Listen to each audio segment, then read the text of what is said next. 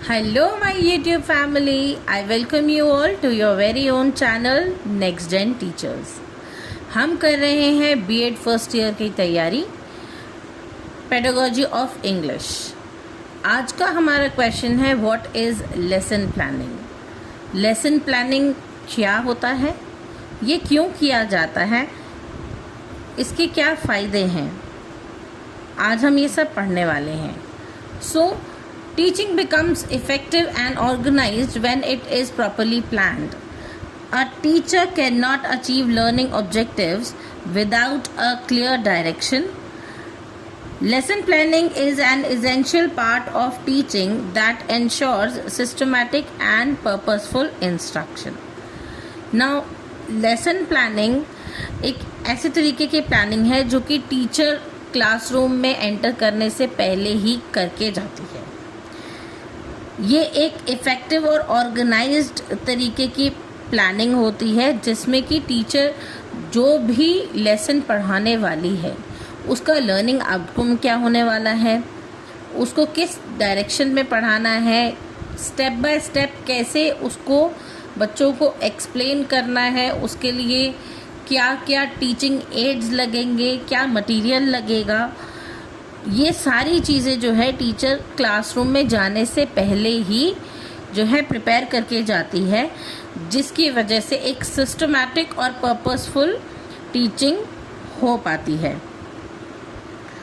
So definition of lesson planning is the process of organising the content, teaching methods, materials and activities in advance to achieve specific learning objectives in a classroom. It acts as a roadmap for the teacher to conduct the lesson effectively. तो lesson planning जो है एक तरीके का road map होता है जो कि टीचर को क्लास के अंदर लेसन को इफ़ेक्टिवली कंडक्ट करने में हेल्प करता है। ऑब्जेक्टिव्स ऑफ लेसन प्लानिंग्स क्या हैं? To achieve desired learning outcomes. अब टीचर इतनी प्रिपरेशन करके जाती है क्लास में तो किस लिए? क्योंकि टीचर चाहती है कि उनका जो लर्निंग आउटकम है वो बहुत बेटर आए और जैसा वो सोच रही हैं बिल्कुल वैसा ही लर्निंग आउटकम उनको मिले। नेक्स्ट है to organise content in a logical sequence. तो जिस तरीके से वो कंटेंट पढ़ाने की इच्छा रखती हैं उसी तरीके से उसको एक सीक्वेंस में वो प्लान करती हैं कि पहले ये पढ़ाया जाएगा, उसके बाद ये टॉपिक पढ़ाया जाएगा, ताकि हर एक टॉपिक बच्चे को जो है क्लियर होता जाए, उनकी अंडरस्टैंडिंग बेटर होती जाए। To select appropriate teaching methods. Teacher जो है ऐसे टीचिंग मेथड्स को पहले ही प्रिपेयर करे जो कि उस लेसन के लिए या फिर किसी पर्टिकुलर टॉपिक के लिए पहले से ही एप्रोप्रिएट हो। नेक्स्ट है टू मैनेज टाइम इफ़ेक्टिवली। अब टीचर को पता होना चाहिए कि अगर 45 मिनट्स की उनकी एक क्लास है तो कितनी देर में वो लेसन का इंट्रोडक्शन देंगी और कितनी देर बच्चों को जो है असेसमेंट में टाइम लगेगा या फिर बच्चों को अंडरस्टैंडिंग के लिए और जो टीचिंग एड वो यूज़ करने वाली हैं ये सब एक्टिविटीज़ करने के लिए उनको कितना कितना टाइम लगने वाला है। तो वो टीचर जो है एक अपना टाइम मैनेज करके जाती हैं पहले से ही, ताकि उनको प्रॉब्लम फेस ना करनी पड़े during the class. To make teaching more confident and systematic. अब अगर टीचर ऑलरेडी प्रिपेयर्ड होगी तो वो कॉन्फिडेंट भी फील करेंगी और बच्चों के लिए जो है लेसन उन्होंने प्लान किया है, जिस तरीके से जिस सिस्टम में उन्होंने वो प्लान किया है वो लर्निंग टीचिंग प्रोसेस जो है सिस्टमैटिक तरीके से चलेगी। नेक्स्ट है स्टेप्स इन लेसन प्लानिंग। अब लेसन प्लानिंग के क्या क्या स्टेप्स होते हैं? सबसे पहला होता है सेटिंग ऑब्जेक्टिव्स। तो the teacher clearly defines what student should learn by the end of the lesson.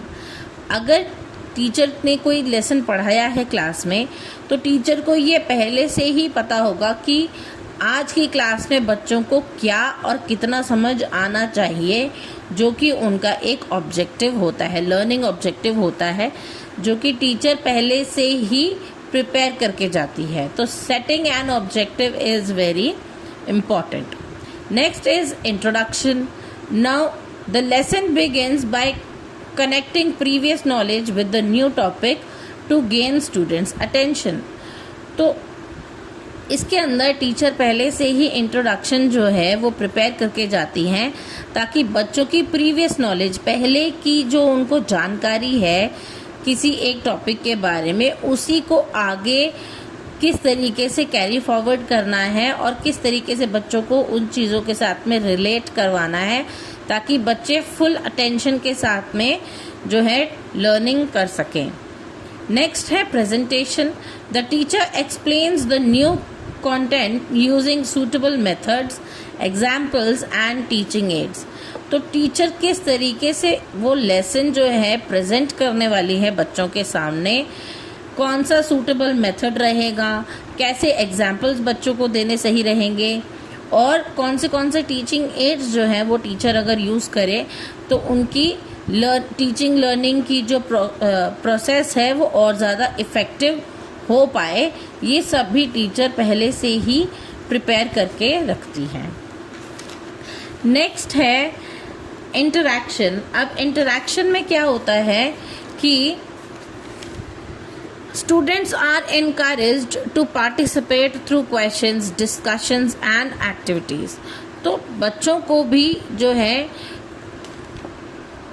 Question करने के लिए एक टॉपिक दिया जाए जिस पे बच्चे डिस्कशन कर सकें, और कोई भी एक्टिविटीज़ जो हैं वो बच्चे अगर कर पाते हैं तो प्रॉपर तरीके से बच्चों के इंटरेक्शन भी टीचिंग लर्निंग प्रोसेस में होती है, जिसके लिए टीचर को पहले से ही प्रिपेयर्ड रहना होता है कि बच्चे कब कौन सा क्वेश्चन करेंगे और किस तरीके की डिस्कशन एक्चुअली में क्लास में होनी चाहिए, जो कि क्लास का माहौल जो है वो नेगेटिव ना कर दे।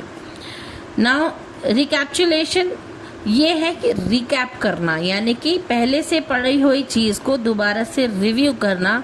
टीचर जब लेसन ख़त्म करती है या अपना टॉपिक एक फिनिश करती है, उसके बाद में बच्चों से क्वेश्चंस पूछती हैं, ये चेक करने के लिए कि बच्चों की कितनी अंडरस्टैंडिंग हुई है। So the teacher reviews the lesson by asking questions to check understanding, कि बच्चों ने कितना जो लेसन है वो समझा है, उनकी वो अंडरस्टैंडिंग चेक करने के लिए टीचर क्वेश्चंस पुट करती है रिव्यू करने के लिए। नेक्स्ट है evaluation. Students learning is assessed through test, assignments और ओरल क्वेश्चंस। तो अब टीचर जो है टेस्ट करती है बच्चों को, ओरल क्वेश्चंस करके, असाइनमेंट्स देके, या फिर एक छोटा सा टेस्ट लेके कि बच्चों ने अभी तक की क्लासेस में जितना भी सीखा वो उनको अच्छे से समझ आया होगा, तो उनको इवैल्यूएट भी किया जाता है। नेक्स्ट है होमवर्क और assignment.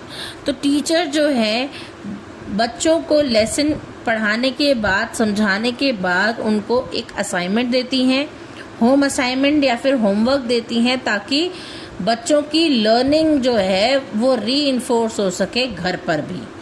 So tasks are given to reinforce learning at home. बच्चे जो हैं, जो टीचर ने क्लास में पढ़ाया है उसको दोबारा से घर जाके रिवाइज करें। इसके characteristics of good lesson plan क्या होते हैं? एक अच्छे लेसन प्लान के कैरेक्टरिस्टिक्स होते हैं, सबसे पहले होता है क्लियर ऑब्जेक्टिव्स। उनके ऑब्जेक्टिव्स जो हैं वो क्लियर होते हैं, वेल डिफाइंड होते हैं कि टीचर के हिसाब से लर्निंग गोल्स या लर्निंग ऑब्जेक्टिव्स क्या होने चाहिए। उसके बाद में होता है logical sequence. Now content should be arranged step by step. पहले टीचर इंट्रोडक्शन देगी, फिर डिफ़िकल्ट वर्ड्स करवाएंगी, उसके बाद में फिर पूरा चैप्टर पढ़ाने के बाद में फिर टीचर जो है बच्चों से क्वेश्चन पुटअप करेंगी, और लास्ट में जो है चैप्टर के पीछे दिए गए जो क्वेश्चन आंसर्स हैं, ट्रू फॉल्स हैं या फिर मैच द फॉलोइंग्स, कोई भी एक्टिविटी या असाइनमेंट जो चैप्टर के लास्ट में दिया गया है टीचर वो करवाती है। तो ये एक पैटर्न होता है, एक स्टेप बाय स्टेप चलने का सीक्वेंस बनाया गया होता है, जिसके अंदर टीचर पहले से ही प्रिपेयर्ड रहती है कि आज उनको क्लास में क्या करवाना है। तो ये एक लॉजिकल सीक्वेंस जो है वो भी बहुत ज़रूरी होती है एक गुड लेसन प्लान के लिए। नेक्स्ट होता है flexibility. It should allow adjustments according to classroom needs. अब कई बार ऐसा होता है कि क्लास में बच्चों की स्ट्रेंथ बहुत कम होती है, बच्चे बहुत कम आते हैं, अटेंडेंस जो है बच्चों की वो किसी रीज़न से बहुत कम होती है। तो टीचर को जो है अपने लेसन प्लान को इस तरीके से बनाना चाहिए कि वो अकॉर्डिंगली फ्लेक्सिबल जो है वो कर सकें अपने लेसन प्लान को, या अपनी टीचिंग टेक्निक्स को उस तरीके से अरेंज कर सकें। इसीलिए लेसन प्लान का थोड़ा बहुत फ्लेक्सिबल होना भी बहुत ज़रूरी होता है। नेक्स्ट है it has to be student centred. अब स्टूडेंट सेंटर्ड होना चाहिए लेसन प्लान जो है। It should focus on learners need and participation. तो टीचर को लेसन प्लान ये सोच के बनाना चाहिए कि लर्नर्स के अकॉर्डिंगली और उनकी पार्टिसिपेशन जो है वो बहुत ज़रूरी होती है लर्निंग टीचिंग की प्रोसेस के दौरान। Now use of teaching aids. Appropriate aids should be included for better understanding. Teaching aids जो हैं वो भी पहले से बना के रखे हुए होने चाहिए, या फिर टीचर ने पहले से ही डिसाइड किया होना चाहिए कि वो कौन से टीचिंग एड्स यूज़ करने वाली हैं क्लास में। नेक्स्ट है इम्पॉर्टेंस ऑफ लेसन प्लानिंग। अब लेसन प्लान बनाने की इम्पॉर्टेंस क्या है, क्यों बनाया जाता है, क्यों ये इतना ज़रूरी है। पहला है इट प्रोवाइड्स डायरेक्शन। पहले से ही लेसन को प्लान करके रखा जाए तो टीचर को एक प्रॉपर डायरेक्शन मिलती है। It guides the teacher through out the lesson. पूरे लेसन के दौरान टीचर को एक गाइडेंस मिलती है, एक रोड मैप की तरह। ये हेल्प करता है कि टीचर किस तरीके से कौन से स्टेप्स के साथ में बच्चों को लेसन पढ़ाएंगी। नेक्स्ट है it saves time. Now proper planning avoids confusion and wastage of time. जब टीचर पहले ही लेसन प्लान कर लेंगी तो उनके लिए जो है कंफ्यूजिंग नहीं होगा।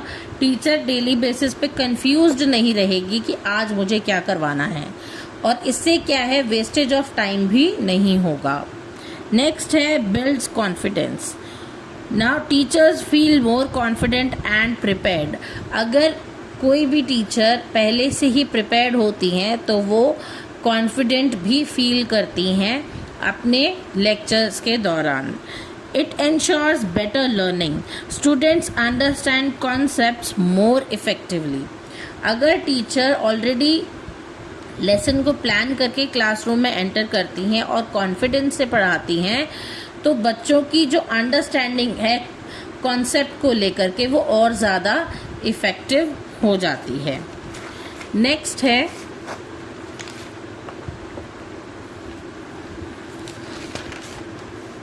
It improves classroom management. अब क्लासरूम को किस तरीके से मैनेज किया जाए ये भी हमारे लेसन प्लान का ही हिस्सा होता है। It helps maintain discipline and smooth flow of teaching. तो टीचर जो है वो पहले से ही प्रिपेयर्ड होती है कि क्लासरूम में कौन सी एक्टिविटीज़ ऐसी कराएं कि बच्चों का पूरा अटेंशन जो है वो टॉपिक की तरफ हो, लर्निंग की तरफ हो, और बच्चे जो है डिसिप्लिन में क्लासरूम में बैठें। तो इसका कंक्लूजन है, in conclusion lesson planning is a vital component of effective teaching. It ensures clarity, organization and successful achievements of learning objectives, making the teaching learning process meaningful and productive. तो lesson planning जो है वो बहुत ज़्यादा vital component है, एक बहुत ज़्यादा ज़रूरी चीज़ है जो कि टीचिंग की प्रोसेस को इफ़ेक्टिव बनाने में मदद करती है, जिससे कि पढ़ाते समय क्लैरिटी आती है, चीज़ें ऑर्गेनाइज्ड होती हैं तो और बेटर तरीके से पढ़ाया जा सकता है, और जो टीचर ने लर्निंग ऑब्जेक्टिव्स सोचे हैं उसमें वो सक्सेसफुल अचीवमेंट पाती हैं, और बच्चों को जो है अंडरस्टैंडिंग जो है इफ़ेक्टिवली वो हर एक चीज़ को अंडरस्टैंड करते हैं और लेसन को अच्छे तरीके से पढ़ते हैं। इसीलिए टीचिंग लर्निंग प्रोसेस जो है वो मीनिंगफुल और प्रोडक्टिव होती है। तो ये था मेन पर्पस लेसन प्लानिंग का कि टीचर को लेसन प्लानिंग क्यों करनी चाहिए, कैसे करनी चाहिए, इसके क्या क्या यूजेस हैं। तो आई होप आपको आज का टॉपिक समझ आया होगा। अगर आपको मेरी वीडियोस अच्छी लगती हैं तो please do like, share it with your friends. अच्छे अच्छे कमेंट्स करके मुझे मोटिवेट करना ना भूलें। एंड आने वाली अच्छी वीडियोस और इम्पॉर्टेंट क्वेश्चन की वीडियोस आपसे मिस ना हो जाए, इसीलिए मेरा चैनल सब्सक्राइब ज़रूर कर लें। मिलते हैं अगली वीडियो में, तब तक के लिए थैंक यू।